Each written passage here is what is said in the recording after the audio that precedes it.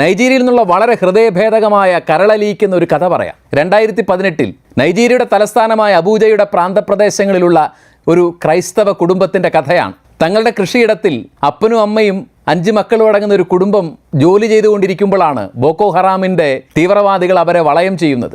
ആ കുടുംബത്തിന് മുമ്പിൽ ജീവിക്കാൻ ഒരു ഔദാര്യം ഈ തീവ്രവാദികൾ വെക്കുകയാണ്.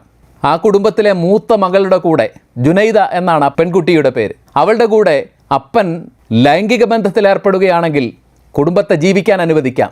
ആരുടെ മുമ്പിലാണ്? അപ്പൻ മകളുമായി ലൈംഗിക ബന്ധത്തിലേർപ്പെടാം ഈ തീവ്രവാദികളുടെയും ആ കുടുംബത്തിൻ്റെയും കൺമുമ്പിൽ, പെറ്റമ്മയുടെയും സഹോദരങ്ങളുടെയും മുമ്പിൽ. അതായിരുന്നു ജീവിക്കാനുള്ള ഉപാധി. ആ പിതാവ്, നീതിബോധമുള്ള ക്രൈസ്തവൻ, മരണമാണ് തിരഞ്ഞെടുക്കുന്നത്. ജുനതയൊഴിച്ച് ആ കുടുംബത്തിലെ ബാക്കി എല്ലാ അംഗങ്ങളും തീവ്രവാദികളുടെ തോക്കിനിരയായി. അവൾ ലൈംഗിക അടിമയായി പിടിക്കപ്പെട്ടു. പിന്നീട് 2022 സന്നദ്ധ സംഘടനകളുടെ പ്രവർത്തന ഫലമായി എങ്ങനെയോ അവൾ സ്വതന്ത്രയായി. അവൾ മാധ്യമങ്ങളോട് ഇങ്ങനെയാണ് പറഞ്ഞത്. അവളൊരു ക്രിസ്ത്യാനിയായിരുന്നു. അവൾ ഇങ്ങനെ പറയുകയാണ്: ഞാൻ ആ അതിക്രമികളോട് ക്ഷമിക്കുന്നു. അവരുടെ ആത്മാക്കളുടെ വീണ്ടെടുപ്പിനായി ഞാനിപ്പോൾ പ്രാർത്ഥിക്കുകയാണ്.